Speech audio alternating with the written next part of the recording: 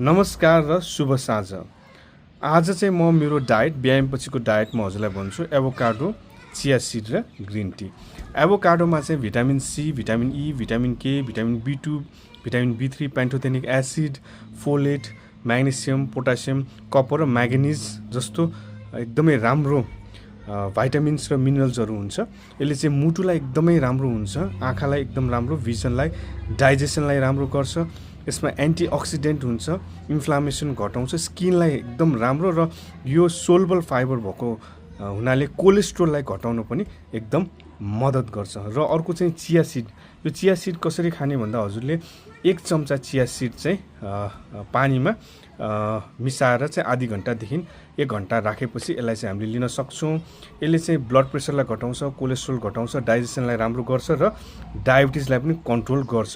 र त्यसपछि ग्रिन टीको एकदम फाइदा छ। यसले मेटाबोलिजमलाई बुस्ट गर्छ, हार्ट डिजिजको रिस्क मिनिमाइज गर्छ, डायबिटिजको रिस्कलाई पनि एकदम रिड्युस गर्छ। हार्ट डिजिज र डायबिटिजको हुने रिस्कलाई चाहिँ यसले घटाउँछ। यो चाहिँ दिनमा 1 देखि 2 कपसम्म चाहिँ मैले पिउँछु। हजुरहरूले पनि एभोकाडो, चिया सिड र यसरी ग्रिन टी चाहिँ आफ्नो डायटमा चाहिँ डायटिसियनको सल्लाहअनुसार चाहिँ इन्क्लुड गर्न सक्नुहुन्छ। शुभ साँझ, धन्यवाद।